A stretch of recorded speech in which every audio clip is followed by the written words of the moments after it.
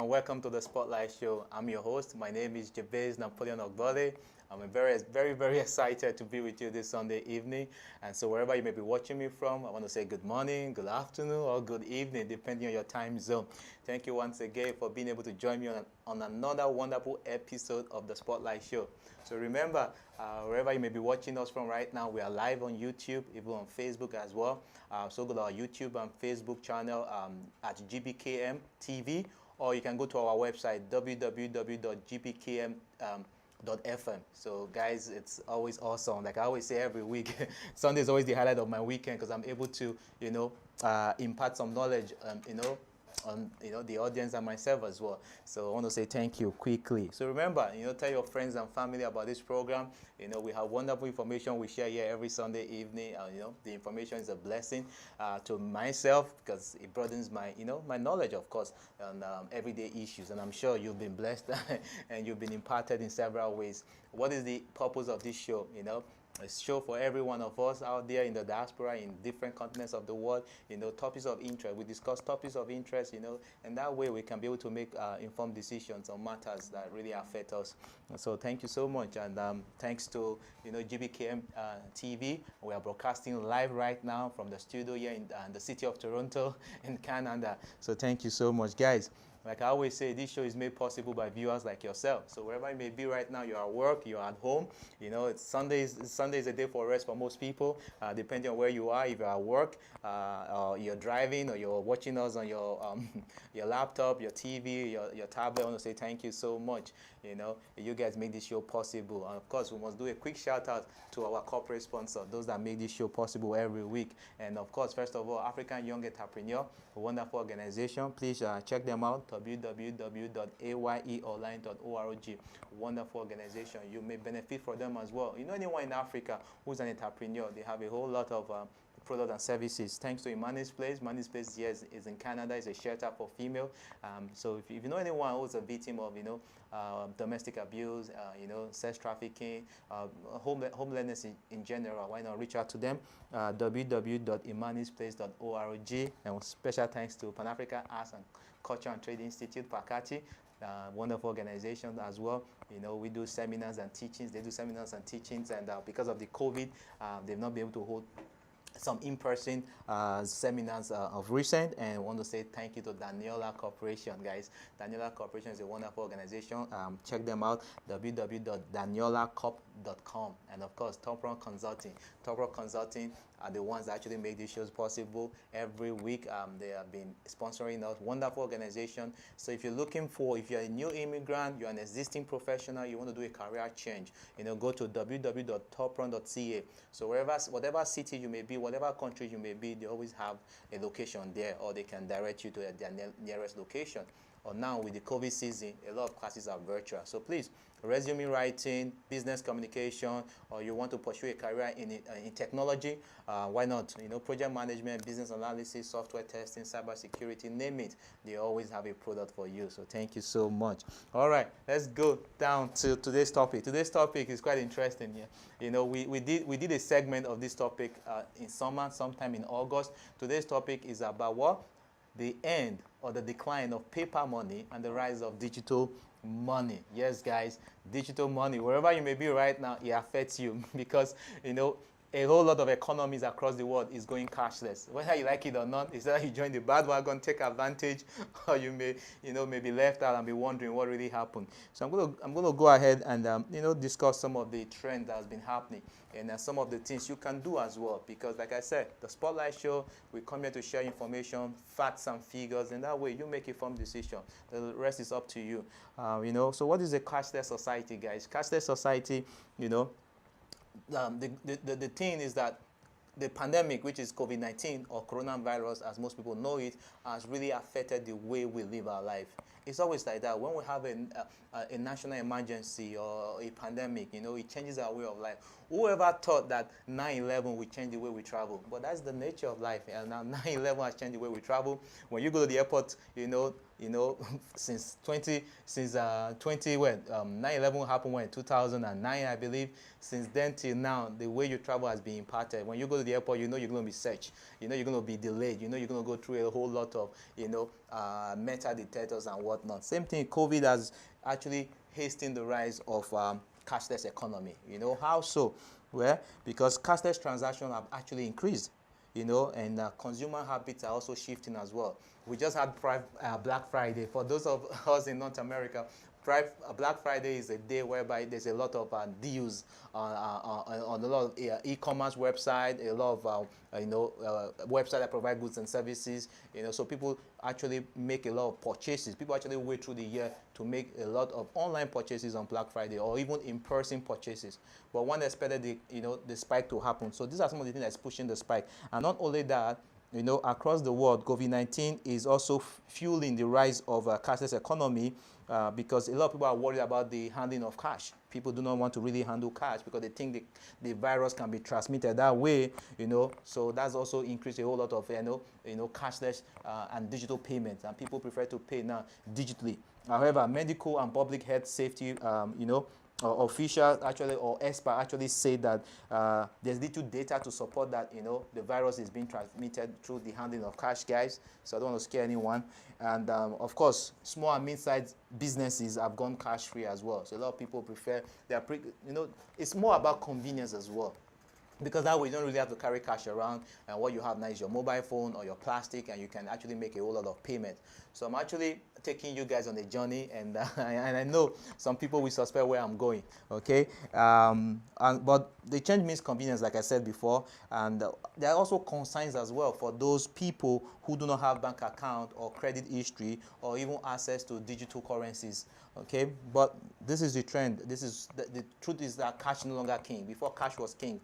But now cash is no longer king, because a whole lot of people are going cashless, and not just in developed countries, even in developing countries. You understand, third world countries as well. Wherever you may be right now, if you're in Africa, a whole lot of payments is handled by card. If you're in the Middle East, if you're in Asia, wherever you may be, a whole lot of transaction, is handled that way. And apart from that, there are other means of, making transactions as well, without even without the need, to go into a retail branch of a bank. Okay, so cashless economy may accelerate even faster in countries where the pre-pandemic adoption is already high. Like in Sweden right now, we know that 80% of the population, they are cashless. You understand? They don't handle cash or make payment in cash. Same thing as well. Mobile payment have been gaining traction as well. And come on, mobile payment is gaining so much attention and usage right now, especially in Kenya. Kenya is an East African country, even in South Korea as well. A fully cashless society is still far off, honestly speaking. Will there be a period in this decade whereby we say, everything is going to be cashless? I don't think so. There'll still be, transactions that still be done by cash. But the truth is that even the most advanced, economies, they are all quickly making plans to actually go cashless. Okay. So a cashless economy is an economic system where small amount of cash is used. Okay. Cashless economy is based on transaction made by credit cards, debit cards, wallet, or digital nodes, and that's what takes us to let's look at the timeline of payment first of all. Okay, that's a very wonderful image behind me there. So we're going to quickly zoom in here, and let me give you a brief history of how we got where we are right now. You see, so this is the timeline of digital payments. You see, people think that we have to understand that in the human society, when something is introduced, it doesn't go away. It remains, and it evolves, and people will learn to adopt it because change is constant. Far back in 1994, that was the first time when the first online purchase was made. Actually, there's an entrepreneur, Dan Cohn in New Hampshire, who sold a CD, a compact disc over the internet using a credit card. That was in 94. That's like what? That's like, over 20 years ago. And since then, in 97, Coca-Cola introduced the vending machine, and people could pay through text messages. And not long after, in 1999, PayPal. Everybody knows PayPal. PayPal is one of the biggest, payment processing merchants. And then PayPal came, and PayPal since then have been here to stay, and they keep evolving. And not long after, 2009, what happened in 2009? Everybody knows that. Why? Because 2009 is when Bitcoin came into the into the payment industry, and Bitcoin since then is been making waves. And, no, and before 2009, there was 2007, like I said before, mobile payments became a big deal because M-Pesa was created through in Kenya, whereby mobile banking and microfinance services. Today, it's said to have over 37 million active users. That's amazing. Okay, and not long after, we see that in 2013, WeChat is a big, instant messaging platform in China, and we know they introduced their own payment processing as well. And of course, 2014, Apple Pay. For those lovers of Apple, Apple Pay is there now and is there to stay. So you can see this trend. As soon as once something gets introduced into the society, what happens is that it begins to evolve and the adoption increases. So I've just taken you through the history of modern payment, which is very, very good. And now, but that gives rise to what I'm saying, that there's going to be a huge decline in paper money, and there's going to be an increase in digital payment. And not just digital, I'm going towards cryptocurrency today, guys, because I did an episode in August, and I told people, cryptocurrency is something that's not going away. Forget about the negativity you hear on the mainstream media. A whole lot of banks and government have adopted it. And then I'm going to take you through and see what has happened since then. Were my predictions right? Was it for those of us who took my advice and went ahead to acquire this digital asset? You understand? Has it really improved their financial portfolio, or has it really declined? We're going to take a look at that shortly. Okay, so now from digital payment, let's go into digital asset. You understand? What is digital asset? A digital asset is anything that exists in the digital format. Okay, but now I'm not just talking about any digital asset. I'm talking about medium of payment. So when you talk about medium of payment, that's when crypto asset comes to be. That you hear about cryptocurrency, and people may not really understand. The easiest example for cryptocurrency is, of course, Bitcoin. Everybody knows. Most people know about Bitcoin. Bitcoin started in 2009, like this image tells us, and since then it has grown. Okay, and we'll get there very soon. So a crypto asset or a cryptocurrency is a digital currency or electronic money, but stored in a distributed ledger. Okay, examples include Bitcoin, Ripple, Litecoin. There's so many of them right now, guys. Bitcoin was the first, but since then there's been so many. I think right now we have over 5,000. So a whole lot come in and they die off, but there are some, who will never die. You know why? Because of the model, and they are tied to something. Okay, so remember, there are cryptocurrency that is for payment only. There are cryptocurrency that is a store of value. There are cryptocurrency that is even tied to gold. Remember, fiat money, which is paper money, in most countries used to be tied to gold, but it's no more right now. We just a whole lot of economies or government just continue to print money, based on demand and supply. Okay. Yes, so we're going to take a look at this. The next, we actually have that image. No, that's fine. Before we go to the next image, so right now, when it comes to cryptocurrency, quickly, we have over 1 million transactions daily. Will you believe that? There's over 1 million transactions every day that happen on cryptocurrency exchanges. I'm not just talking about Bitcoin. I'm talking about Litecoin. I'm talking about, SROP, all the different cryptocurrency assets. Over 1 million transactions. Now let's talk about crypto wallet. The same way you have your mobile phone and your bank cards, you have the digital one, and you can pay your phone, by just touching. The same thing your card does. If your card, your bank card has a tap function, the same way your phone will as well. When you tap it on the merchant device to debit your account, it recognizes the card and it goes through. Same thing with cryptocurrency. There's a couple of wallets that's been coming up recently, and blockchain wallet users are. There's a prediction that is going to soar to over 200 million people in the next 10 years. In the next 10 years, we're going to see over 200 million people actively using crypto wallet. So, guys, this is not a lie. This is not a conspiracy theory. These are fact, guys. It depends on your demographic, your age demographics. For the younger people, they understand what I'm saying, because this is how they transact every day. They are bypassing the middleman, which is the bank, and they're not using cryptocurrency, you understand, to initiate transaction directly, with the seller of a service or producer of a good. Okay, guys. So I'm going to go, before I go into some of the trends that has been happening, on how we got to where we are. We're going to go on a quick break, guys. Let's go on a quick break, but do not go anywhere, because once we come back, we're going to go into the juicy part of today's episode, and we're going to take a look at some of those cryptocurrency and how you can get involved and how you can acquire it, and which are the best ones depending on your situation and circumstances to invest in. Okay, guys, so please sit right back, and we'll be back shortly after this break. Topron Consulting is a global education consultancy. We provide pretty intensive short training courses that help people gain leadership, strategic, and technical skills. High in-demand skills such as project management, business analysis, software quality assurance, IT service management, agile, etc. My name is Angela, and I'm a business analyst. A good friend of mine introduced me to Topron. He had taken the course before, and he thought it would be a good idea for me to try it out. At the time, I was looking to change my career and just get a little bit more knowledgeable on how to be a business analyst. I wanted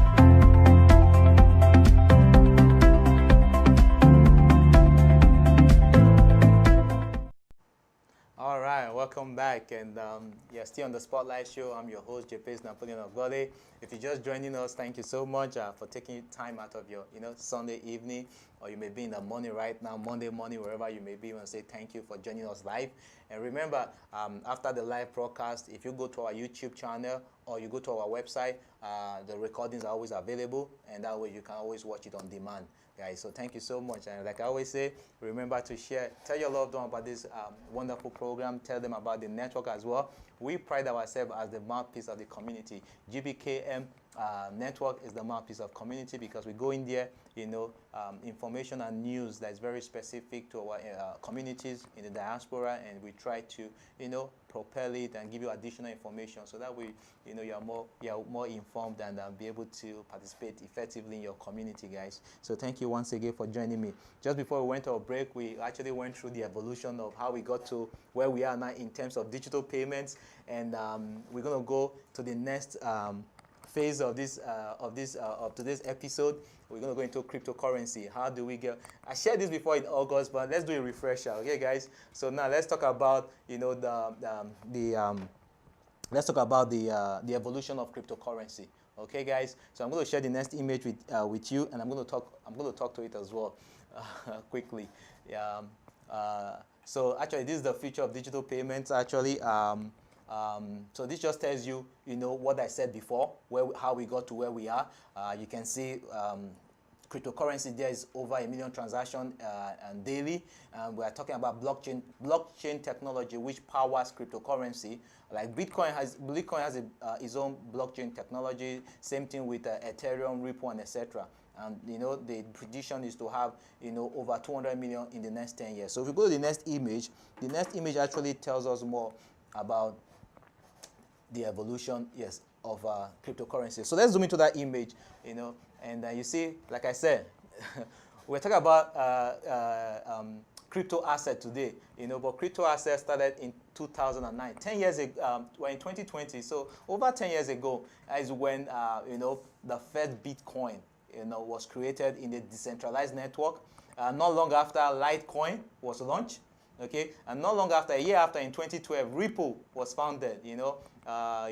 So Ripple is actually continuing to increase in value, and of course, the next year, the price of a single Bitcoin in 2013 reached $1,000. Imagine that, between 2009 to 2013, 4 years, Bitcoin was able to reach $1,000 in value. That's amazing. Not long after, in 2015, Ethereum launches their own, a smart contract into the crypto system. And in 2017, we now have over 1,000 cryptocurrency listed. Okay, 2018, not too long ago, 2 years ago, EOS offers a blockchain-based infrastructure for decentralized app. And now, what everybody is talking about is the future. The future is decentralized finance. DeFi is what they call it, decentralized finance. Okay, this means there's no more intermediary. You understand? You have direct access. Between the peers in the payment system. So this is very, very interesting, guys. So right now, like I'm saying, there are over 5,000 cryptocurrency in circulation, different types, with many built on innovative applications and use cases. Okay, but today we know that cryptocurrency offers, cutting-edge advances that are diverse and transformative. No one can deny that fact because, initially when all this started, cryptocurrency was mainly used, according to the mainstream media, in black market. Like the Silk Road and whatnot, because the value wasn't really there, and because of the anonymity in the terms of the transaction, it was considered as something that is not regulated, that could be a scam. But guys, the story has really changed right now. The story has really changed. Even I myself, I was skeptical, yes, but right now I'm fully involved in the acquisition of this crypto asset, and I think you should as well, because that is the future of payment, whether I like it or not. What is going to happen is that government, we have central banks in different nations, and they're responsible for the fiat money. When I say fiat money, the paper money that everybody used to, like US dollars, euro, pound sterling, etc. They're all now involved in creating digital asset as well, or cryptocurrency as well. So guys, this is the best time to get in now, okay? And so that's what I'm saying. It's decentralized finance, guys. Is what's going to happen. I'm actually studying right now, and actually did an essay on this particular topic. It was quite interesting, the amount of information that I found, and the players. And it's so funny because the big players in cryptocurrency are actually the big banks. JP Morgan is involved. PayPal is involved. They are all involved. So I don't really understand why people are still stuck with the old, narrative that cryptocurrency is not yet to stay and it's going to go away. That is not the truth, guys. Cryptocurrency is yet to stay, and it's high time you get involved. So that way you yourself, can participate and be able to acquire some of this digital asset now that is in its infancy. Because once it matures, it's going to be. People actually predict that today Bitcoin is about 18,000 US dollars, guys. 18,000 US dollars. There's a prediction that in the next few years, Bitcoin, because why? It's very rare. There's only 21 million Bitcoin, and I believe over 18 million has been mined. So what is remaining is very small. There's a prediction that Bitcoin is going to get to $30,000 for one. Okay?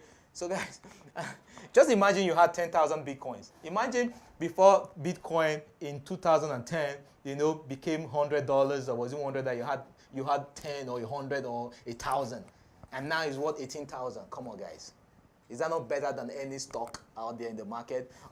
Or imagine when it gets to 30,000. Same thing with Ethereum. Ethereum started off, a few months ago, even beginning of this year, Ethereum was about what, $100 or $200? Do you know how much it is as of today? I think it's over $500. Obviously, like I said, it's based on demand and supply.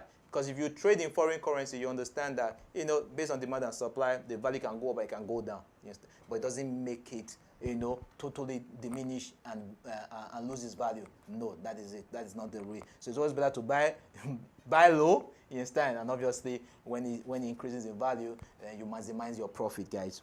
Okay. So let's quickly go to the next slide, and let me just quickly tell you some of the use cases for digital assets. We're going to zoom in there quickly. Let's zoom in there quickly. You see? So like I shared this back in summer, depending on your need, if you are buying Bitcoin because it's a means of payment. Actually, cryptocurrency amongst the millennials, they use it a lot for payment because it's easy for them.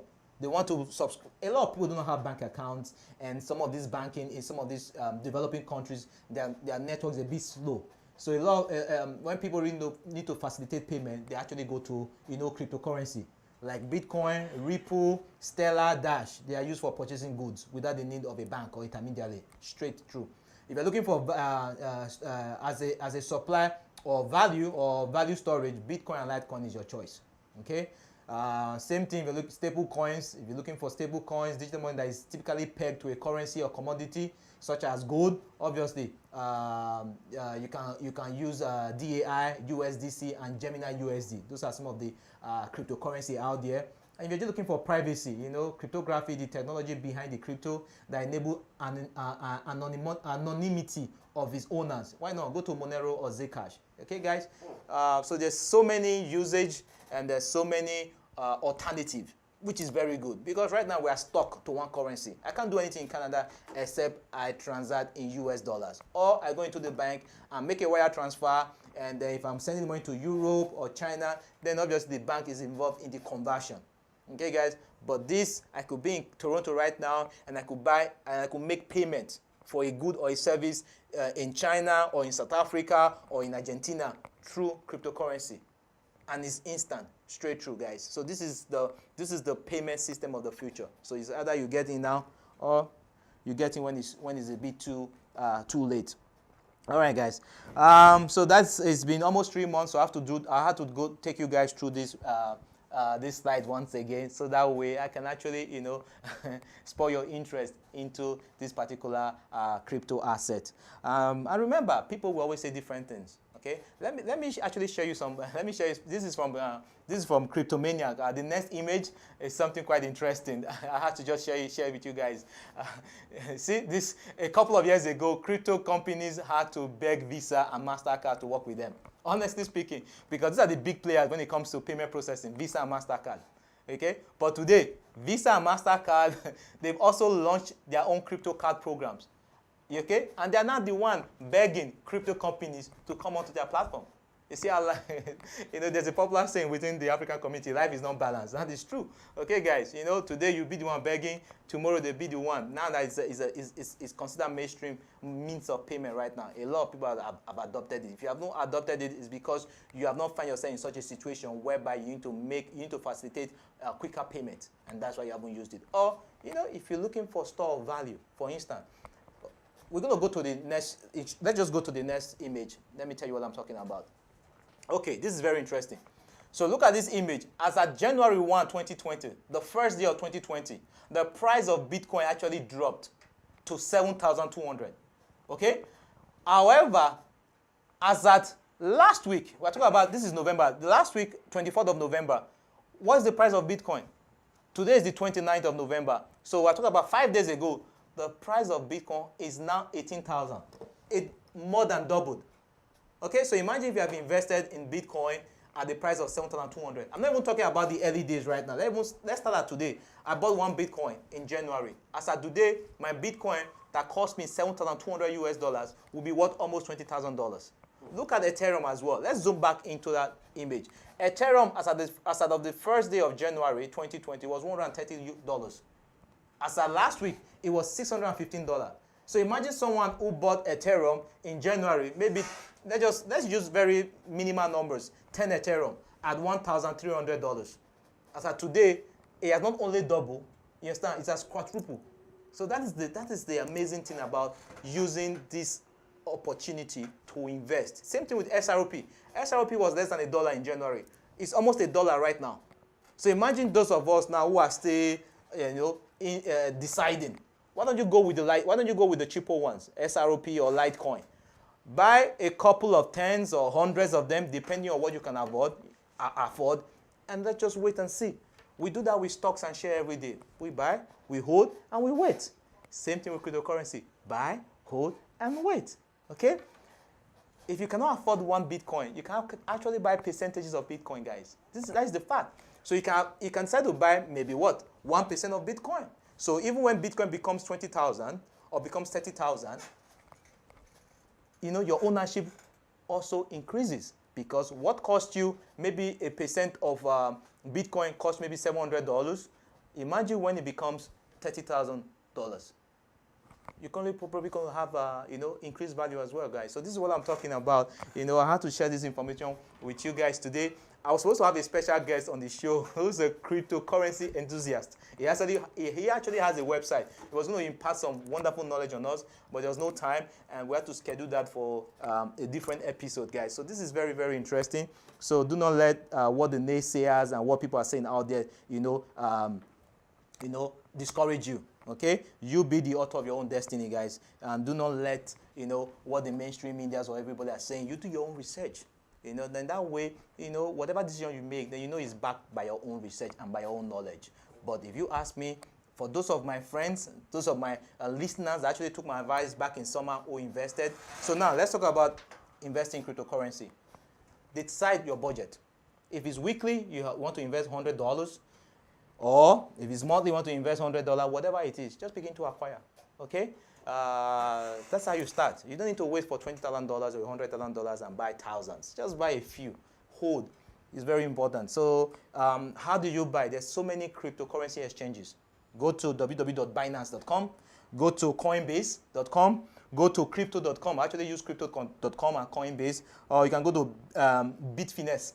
There's so many cryptocurrency exchanges out there. Go in there, download the app, or go to their website, register, put your means of payment, and decide to hold them in whatever currency you want. Okay, so it's very important, guys. And if you're looking for some of the crypto, because I have a few friends that reach out to me and say, Jay, we want to buy some Bitcoin. What do you recommend? There's so many sites out there that actually do the information for you. They look at the trends. Okay, they look at the volumes. Like I said, Bitcoin is pegged about 21 million pieces. There's no more. There are other ones that have 1 billion or 10 billion. So there's so many sites that do the analysis. Same thing, if you're going to buy stocks and share today.